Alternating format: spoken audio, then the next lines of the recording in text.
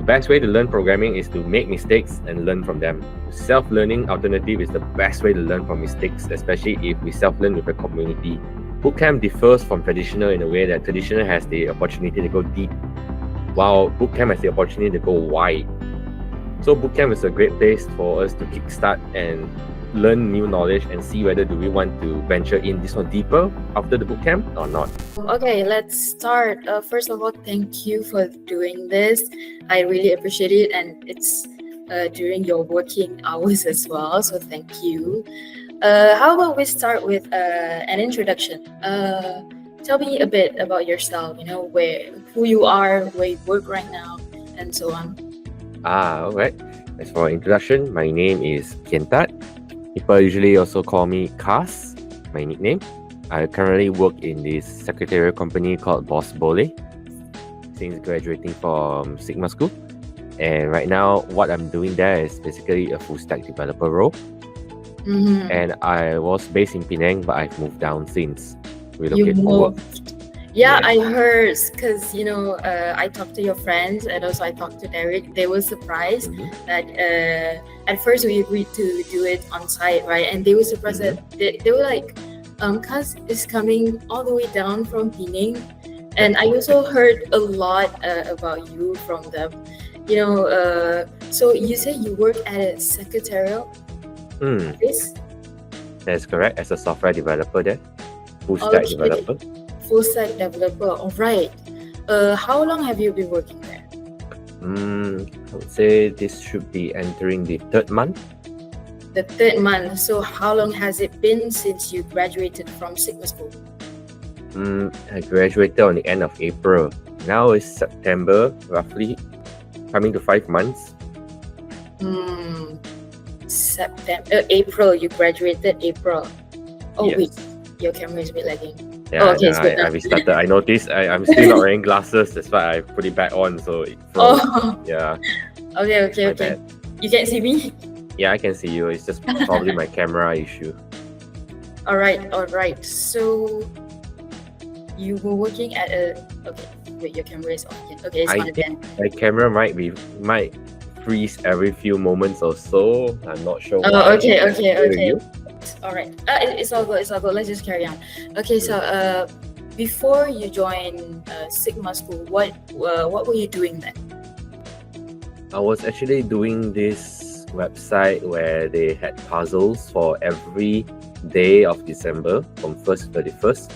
I can't remember the website at the top of my head, but it's something like leak code, but it's a seasonal leak code for only the month of December.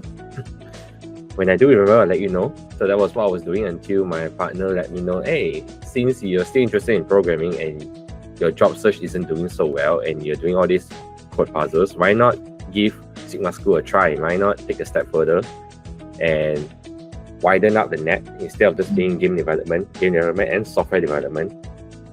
So you're interested in game development, or do you have a degree in that, or how? I have a degree in game development from KDU. Oh, okay. So how long was that degree? 2.5 years. 2.5 years, and then you went searching for jobs in the same field? Yeah, I did have 2 jobs prior to joining Sigma School. One in game development, and another one is a very junior self-taught full stack job. How does that not work out for you?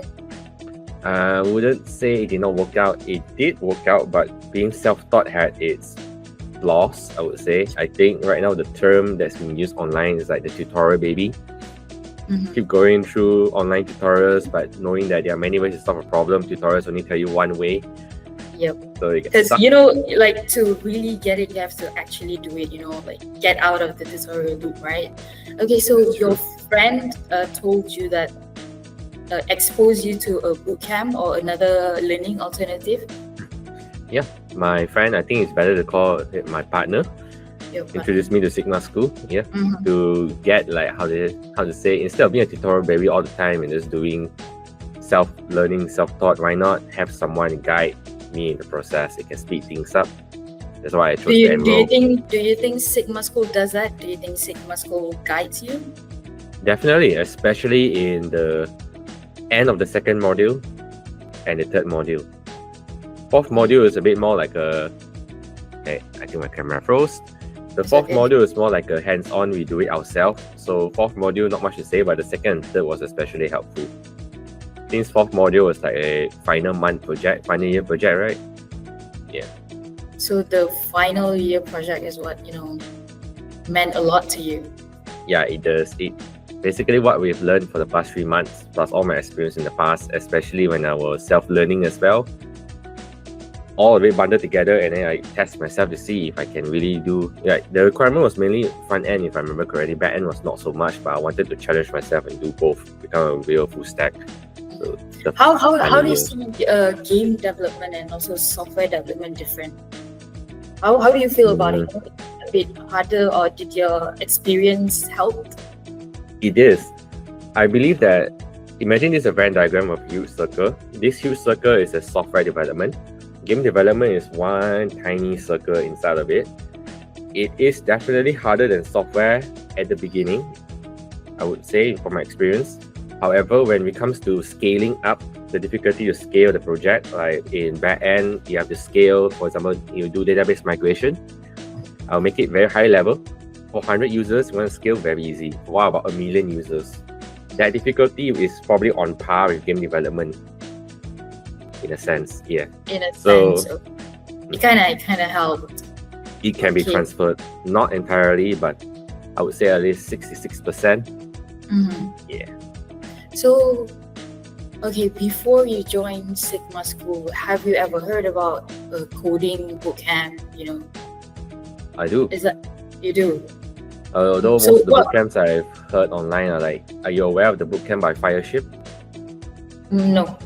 Tell me about it.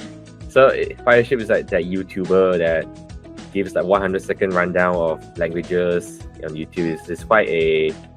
How would I put it? His sense of humor is pretty unique, and he has his own bootcamp to teach people how to kickstart their front end and back end. But all of these bootcamps that I heard online, the reason why I didn't go for them and I go for Sigma is, first of all, there is... How would I put it? There is this thing, the cost, like online, the currency exchange from Malaysia and US, for example, it's insane. And secondly, Sigma School has a 4-month program. Most of this program is like 6 months, 1 year, 1 year and a half. Too long. Already too long for investment. Not the patience, is that I get the depth they are giving, but 1 year and 1 year and a half investment, I would have lost quite a lot of time compared to 4 months. Yeah. And then thankfully in the 4 months, Sigma School actually challenged me as well. It's not like 4 months of all over the place. There were like a few weeks where we deep dive into state management, and then we deep dive into API calls, and also a lot of leeway to self-study. Is it up to your expectation? What was your expectation before you joined? My expectation would be... Actually, I came in with not much expectations, honestly. I came in because this is my first bootcamp, so I'm like, came in with an open mind, see where this goes. I heard great things, and I wasn't disappointed. You heard great things? Yeah. Yeah, from where? From Penang. From Penang? But I heard great things from the videos. Oh, you watched your the videos. Yeah, and all the student recollections at the bottom of your page. I remember the old... I'm not sure the design is still the same, but there is like student tales, student recollections that you guys record. Yeah, I watched those. Okay, great. Good to know that it works. Okay, now, were you on site or online? I think online, right? Because you were from Penang. Yes, I was online. Okay, so what was the experience like? Do you ever, thought about it would be better to go on site than online? What's your thought on that? I would say working on the site would probably be better. Getting to know the instructor face to face and getting to know peers, like my colleagues, my peers face to face is better, but it is what it is. Yeah, but I heard that you came for your, the final project, right, presentation, you came all the way from Penang to here. Yeah. Why did you do that? What inspired you to do that? The same reason of why, if I had the financial stability, I would go on site and live abroad to study there. I wanted to see everyone face to face and get to know them, even though it's brief, even though my plane flight was delayed. But better than nothing. Yeah, I came there at like 1 hour late because of that. it is what it is. And if I had a chance, I would probably schedule better. And if my financial circumstances were better, I would probably go online. Not online, on-site. On-site, yeah. From But January it worked to for you, April. right?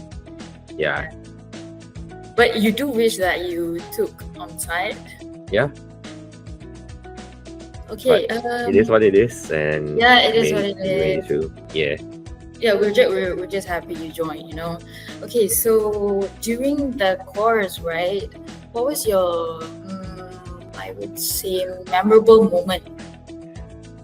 Memorable moment during It can the be course. bad, it can be good. Something that, you know, when you think about it, you think about Sigma School. Definitely the study group. I'm not sure if you guys were aware, my batch had a private study group made by a student called Anson. Really? At first, How does it work? it's like, think of it, if this was a physical university, we would have a private meeting in the library, all of us, or whoever wants to join. So most of us did join initially, and the initial part, it was the best part where everyone was discussing their opinions and the thought process on why this code works, why is it not good practice, why is it bad practice. Yeah, those were good times. They were good times. It Okay. is better than being a missile silo, and we just think one way and we don't have someone else challenging us. That sucks. Yeah, So you- I think yeah, that- true. And also, like, you're studying online, right? So you must have some kind. You need some kind of human interaction. You know, it's not Sure. fun to study, you know, online and you're just doing it on your own. Okay, so that's Yep. the good part. What's the bad Mhm. part, or like a challenging part of it? Oh, the bad part, challenging part.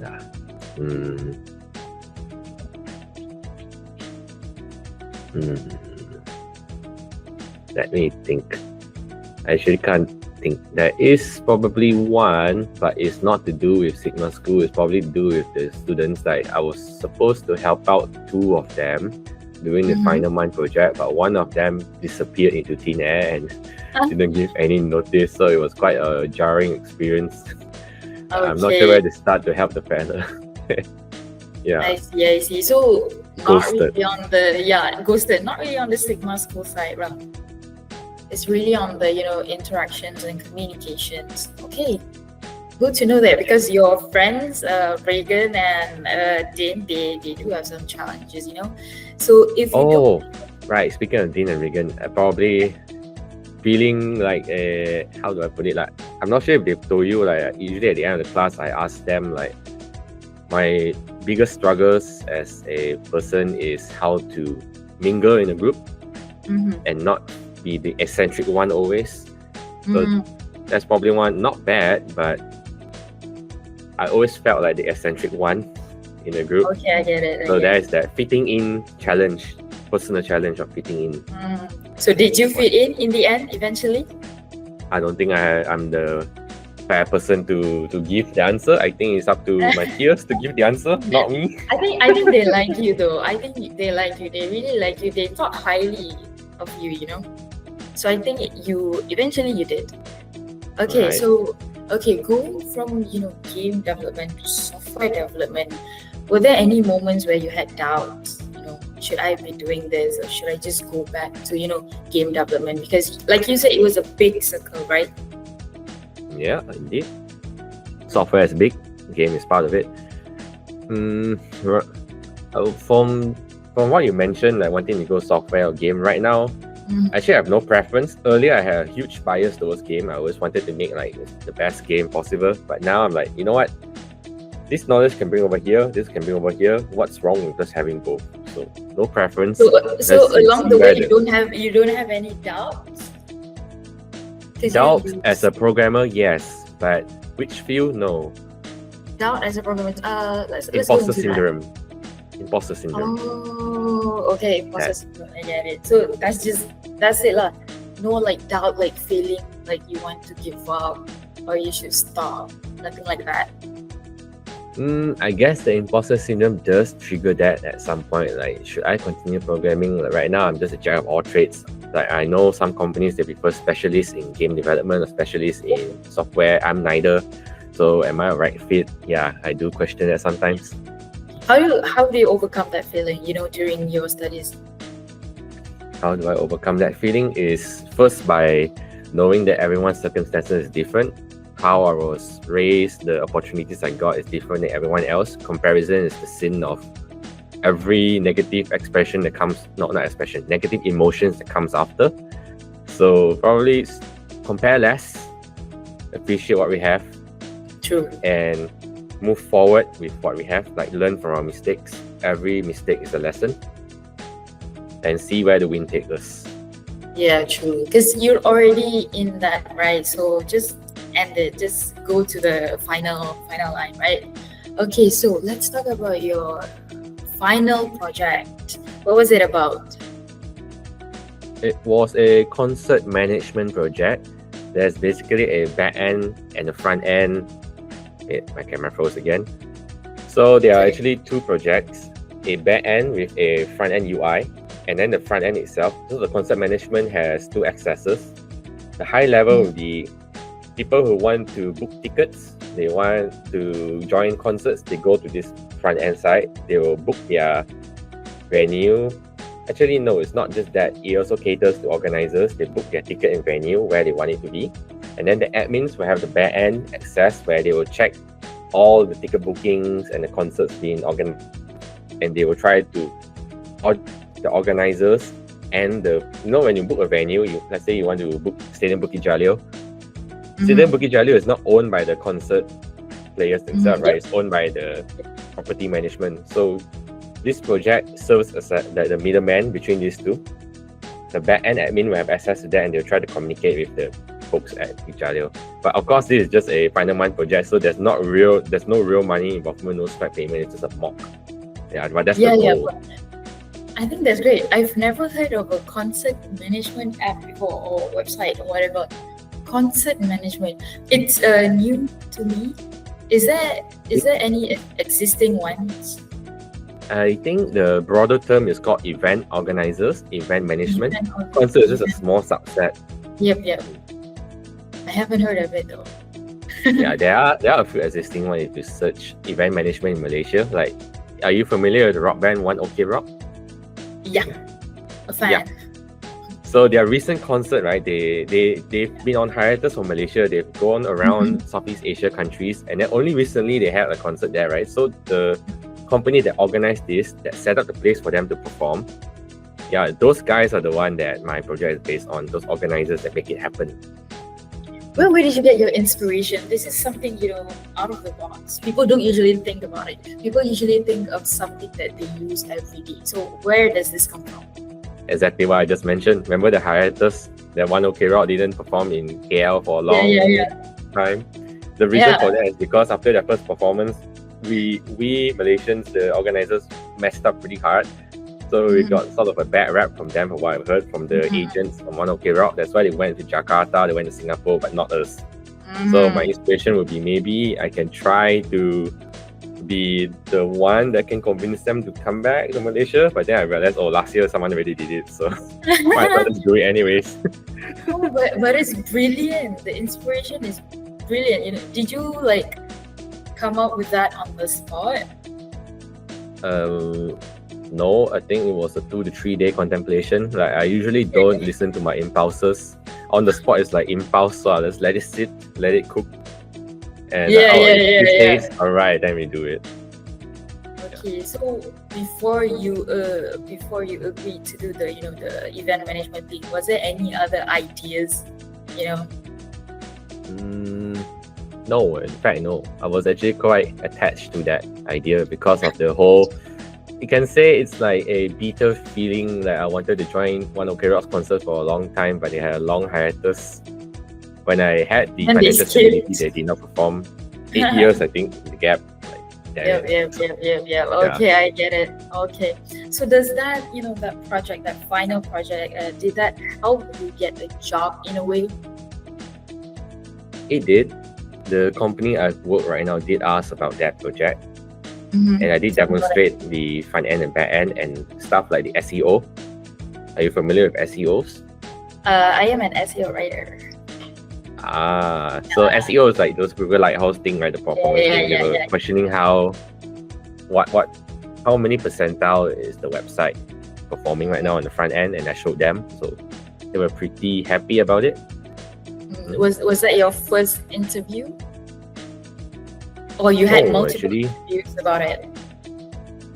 at Multiple. least 3 interviews. At least 3.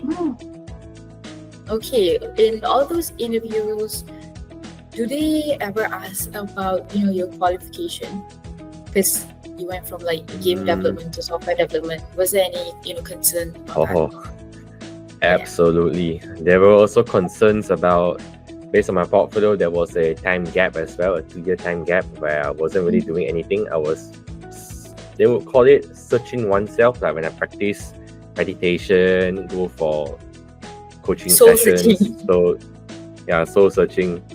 Basically, finding out the identity, the sense of self. That plus my qualification was questioned many times, these two. Like why from KDU, now I'm in Sigma, and why that 2-year gap? These two were the main criteria interviewers always ask. Okay, how did you respond to that? How did I respond? The ones that were successful were definitely when I went full honesty. I just say as is. I went through coaching sessions for those 2 years. Like I went through Healthy Gamer GG, the channel. I went through all the content, trying to find myself. And then as for the shift from game development to software, I've noticed, I told them literally, I noticed when I was working in my second company, Liquid Rock Games, I noticed the similarity, like when we do back-end development, but if we move back in game development and do multiplayer games, that back-end development needs to be there or there will be no multiplayer game. You cannot connect to the server and talk to between other players. So I noticed that, hey, nothing wrong with widening the net, right? So shift, why not? Yeah, why not? I mean, it's a genius way to learn. I think game development is software development. You get both, the best of both worlds. And also the worst, both best and worst. Yep. I get that a lot. Whenever I ask people questions, I get that a lot. Okay, so how many interviews or how many jobs did you apply to before you got the job you have now? Last I checked on my spreadsheet, it should be close to 60. You have a spreadsheet? Yes, I do have a spreadsheet. Wow. I can open it up for you if I can screen share. Yes, I do have a spreadsheet. This is called Sure, the accountability spreadsheet. Okay, I want to see. I'm interested. Maybe I need it. I've never heard of anyone creating a spreadsheet for job search. I mean, Sigma School does it too, right? After we graduate, we got to have like this tracker sort of thing. Yeah, but personally, I've never done that. So does the inspiration comes from Sigma School doing all that? It was way before Sigma, in fact. You're an organized person, man. The date was Hey, can you see my screen, by the way? Oh my god, I see who you're first. Yeah, I see. Yep. I went all in. I just went apply. It's probably not up to the hundreds yet. There were some difficulties trying to mass apply because there were challenges like the cover letters. They were quite hard to draft. I also tried like different approaches. Do we just do cover letters? Do we just submit your cover letters? What is the statistic here? How many of them respond? How many of them rejected? Oh yeah. Oh my god. You should sell this as a template. I think it's too simple as a template. You just go to Google, access the spreadsheet, and just create a simple table. Just... Oh my god! I do not know that this exists until today. Wow. So you said you wrote like the cover letter, right? Did Sigma School help you with any of that? Because we have the job support. Yeah, they did do a review on my cover letter, so it did improve over time. So you're satisfied with it?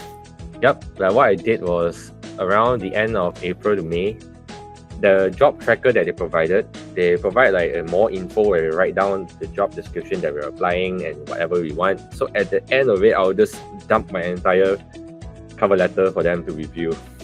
So it's more convenient for you. Yeah. So when we have like a meeting, I just ask them, what do you think about this and that? Yeah. Great to hear that. Great to hear that we're helping. Also, your current job, is this your first job after you graduated Sigma School? Yes, it is. Oh, okay. What was their concern? Do they have any concern before they hire you? Concerns, may I ask for more specifics? Like I said before, qualifications. Because it's not a traditional degree, right? I'm sure they have concern. It's not a traditional degree. It's a 3-4-month coding bootcamp. Yeah. I've noticed that this company that hired me, Bospole, they were more concerned if I'm able to move from one tech stack to another. Say, for example, React to Angular, React to Vue.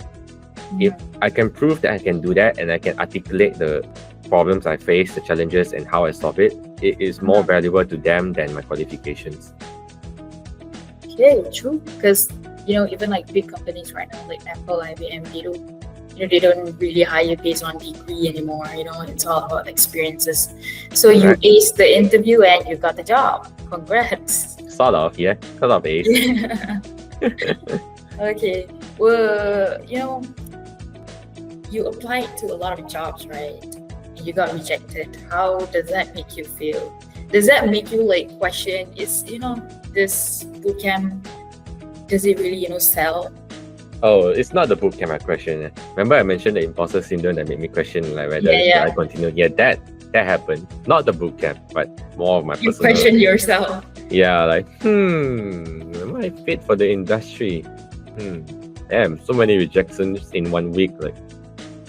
Damn. In 1 week? 1 week, 15, 20 rejections. 15 to 20, 5 to 20. Probably not as many as some. Some may have hundreds, but I do not mass apply like I mentioned before. I just pick the company that fits my criteria. So it's divided by 10 to 20, and usually 1 week can have all of them rejected me or never reply, which is the same as rejecting, ghosting. So it happens. It is what it is. It happens. But you bounce back, right? We got to keep moving forward, like I said. Yes, keep. There is no other option. The other option is even more sad, which is we admit defeat, we leave the industry, but then what's next? There has to be a backup plan. Otherwise, I was about to ask, if this doesn't work, what's your backup plan? Do you even have a backup plan? That's the thing. I felt like programming is my, from a very young age when I had the opportunity to do HTML web coding at the age of 13, I found that programming is my thing. So I don't really think I have a backup plan so far. But I will probably die or try, succeed or die trying in programming because it's really my thing. Yep. You started at 13. That's really early. How did you get the exposure to coding at 13? Wow, that was. So long story short, my mom and I were dropping by to buy. Are you familiar with this turtle-shaped koi, the red color koi, the angku they call it or something? No. With a green color pendant, banana leaf at the bottom. No. It looks familiar. It's familiar, right? So we were going to shop for those, and then we went by a shop lot. On the second floor, you see, so we are open to accept kids and teenagers and teach them website programming, coding. And my mom was like, "You would like to try that?" And I'm like, "Sure." I'm like, "I like to play games. Is it the same?" He's like, "We don't know. You give it a shot." Okay. Oh, so you like to play games, and then your mom said, "Do you want to join?" And then suddenly you're in game development. I'm making website first, and then when I graduate from school, SPM, then that's when I chose game development. Because if I had to choose computer science or game development, I like playing games. I like making games. Chose that one rather than computer science. Yeah. Okay. Wait. What's your favorite game now? Wuthering Waves. Weathering Waves. Weathering? Yeah, Weathering. Okay, never heard of it. Is it like the upcoming open world upcoming rival to Genshin Impact? Oh! The other one that was created by Kuro Games. I've heard of it. The same creator as Punishing Grey Raven. Okay. Yeah. Wow, okay, so you like open world. Open world action games. Open world action games. Is Genshin open world action game? Yes, but Genshin is like a more casual friendly version than Weathering Waves. Okay. Okay. All right, let's talk about your current job. Can you explain again what's your current job and what do you do? What do you do actually there? My current job right now, my role is as a full stack developer. Initially, they wanted to hire a front end. I guess I can see why I got picked. So I was straight put in charge of making APIs for them, as well as wiring it to the front end. Like how I put it, like in a high level, you have the server and the database. Server talks to the database, that's the back end part, and then the front end has to call the API, get the JSON. So all three of them, there's a full stack developer cycle.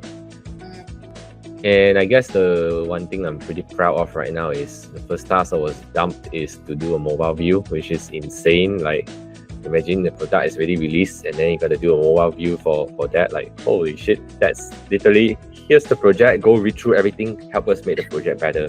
What? Go and swim. How do you feel about that? Do you feel nervous about that? Because it's your first job, right? It's pretty nerve-wracking.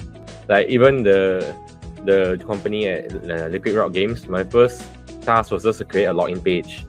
Okay, but then again, that's junior position, so I came in as a senior. First thing, mobile view, everything, every feature, as many as you can find, make it responsive. Okay.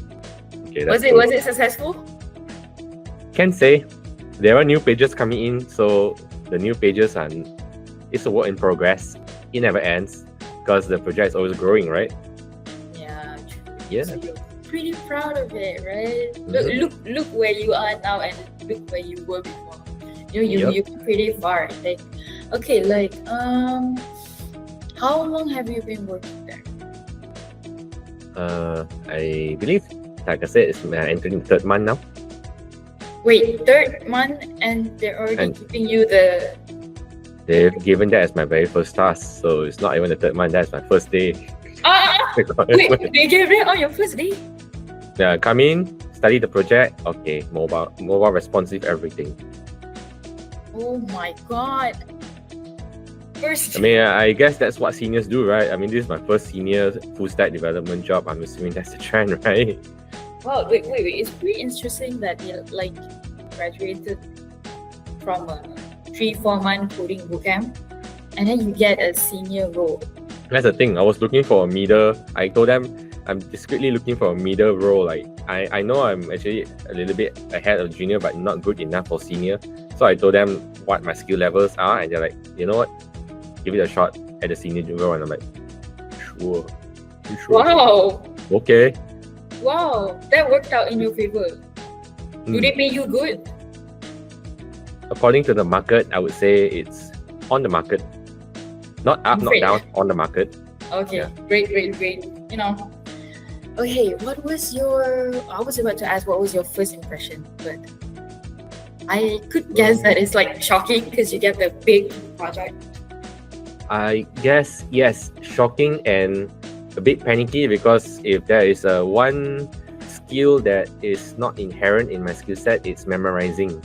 So I mostly have to learn things pretty quickly. I'm more of an adapt to new tech, but then drop the old tech, and when we need it, then I pick it up again. So I was like, the last time I did mobile view responsive at that scale was 5 years ago. Even in Sigma School, there was no such thing as refactoring code to make it mobile view. It's just on the go. I was already creating mobile view, so I had to pick up old knowledge very quickly. Yes, panicky and shocking. Like, and it feels like it's a bit rushing, right? Yeah. Yeah, but I think it's impressive. You graduated from a 4-month bootcamp. I guess into a senior role. I guess it's not fair to compare me with others. I really think it's not fair. Remember that I also had 2.5 years in game development, which taught me like C++ and C#. So are you like proficient in like C++ and C#? Yes, and JavaScript now and PHP. Okay, wow, okay. But I will exercise with caution as well. Like usually I'm not the super optimistic guy. I will also exercise my own precaution, like not to leave my basket too high. Like yes, I am proficient, but up to a level because I still need more exposure, I believe. True. There's still many things to learn. I am not at the top of the mountain. I'm still climbing as well. Yeah. There's a good mindset. So, how was your confidence? Starting the job like first day and then now. Is there any difference in confidence? You feel more confident, or Oof. you know? Confidence, I think, is not something I think of every day. More like I think of how have I grown now versus the first day. I believe I have grown a lot because I made the jump from React to, in this case, Vue. I had not used Vue before, even in the bootcamp, I had not used Vue. And now, if you ask me a Vue question, I probably can answer to a certain level of understanding. Back then, I'd be like, I don't know. Let me look it up. Now I know. Yeah, you have more knowledge, lah. Yes, a huge amount of growth. Growth over confidence. Yeah. True. Growth over confidence. I can see that. Like I said it 100 times already. You've come a long way. It's really impressive to be. I can't believe this. Okay. We're down to a few last questions. Okay. In the next, let's say, 2 years, where do you see yourself in the industry? Next 2 years. Are you thinking about like going back to game development, or do you have any plans? Quite frankly, I do have plans, but as you can see in my job search, not everything goes according to plan. You saw Heroverse, right? That didn't go well. Got rejected. I even tried Riot. That didn't go well. The specs were too high. So I just go where the wind takes me. Like if I can grow more in the current company, I'll stay. But if I get the chance to actually create a game again, we'll see. There are other companies like Double 11. Yeah, I'll take the chance if it's available. Like I remember Double 11 approached me before, but they found a better fit. So probably not now. I'll try again next time. We'll see. Are you familiar with the game company Double 11? I'm not, but somebody rejected you. That was sad.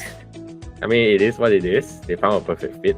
Companies do what companies do. So I'll try again next time, and we'll see where it goes. What if a game company wants to hire you for a lower pay? A lower pay than your job now. What would you do? Well, I already have a spreadsheet as well for my monthly finances. If the pay and the monthly finances only yield enough for me to live paycheck to paycheck, then I will start asking, is this a junior position, a middle level position, or a senior position? Once those questions are answered, then I made the final call whether they take it up or not. Okay, good. You're pretty prepared and organized. I kind of don't see this in anyone else, I believe preparedness usually comes hand in hand with problem solving, which is also a critical skill in programming. So I guess the more you that, the better we are as programmers. I put a big question mark to this because I'm sure there are some people who would agree to disagree, but that's my take. I agree with your take. Okay, do you have any advice to someone or anyone out there who's in the same position as you? Maybe they're doing UI UX and they're not into software development, but they want to go there, but they have doubts. Or maybe they're like you, doing game development but want to go into software development. Do you have any advice for them? I guess my advice, the first and foremost, is to ask why do you enroll into game development in the first place, and what is it that is driving you to software? Like why is there a conflict of interest now that they want to shift? Can they be mutual interests, or are they completely conflicting? I know some people, they want to move from game to software because they cannot take the pressure, like the crunch culture in software is nothing compared to games. Game development is even, the agile crunch can be even more insane. And others, they want to do it because the pay. Game development pay is always going to be lower than software because it's an entertainment industry. The pay fluctuates like crazy. Software is more stable. So start to question why these two. And then next would be, what are your options? How financially stable you are. If you want to make the shift to software, what options do you have to skyrocket, or what they call it, trampoline up your progress? Like in this case, Sigma School offers one option. And then if no options are available, then are you willing to go through the job search? Because if you come from a game development degree, you go as a software, there's a higher chance they won't accept you because the tech stack is different. can you take the hit? If not, also ask why. Is there perhaps a personal, how would I put it, like a self-punishing doubt, like you punish yourself every time you get rejected, like I'm not good enough. Is that true? Start questioning yourself. Is it not because you just that you got a game development skill, you just need to level up a little bit more? So it's not the end of the world. Always ask ourselves why, where did it stem from? Is it a trauma in the past? Is it a long seeking goal from, like, for my case, 13 years old, I wanted to make games and I started with web, so it's a goal that I wanted from a very young age. So I just go for it. Once we have these answers, find what are our options and proceed forward. Yep. Intention is the most important thing, right? Intention and action. Intention without action, we'll get procrastination. You'll be like, oh, I always want to do this, but no action. Like, you might fail, or we just want the perfect company to exist, then we apply. And we just, I will apply someday. Yeah, that won't work. That's just intention without action. Yep, true. I agree with you. Now, okay, we're done with that. Finally, what are your thoughts on alternative learning method like Sigma School that isn't traditional degree when it comes to learning software development? So it's not just restricted to Sigma, right? Self-learning is also part of it, or is it just between? Oh, sure. So what are my thoughts on all of those? Yeah, what are your thoughts on non-traditional qualifications basically in software development? I think they do carry value. For example, we cannot discredit self-learning even though there is a risk of tutorial baby.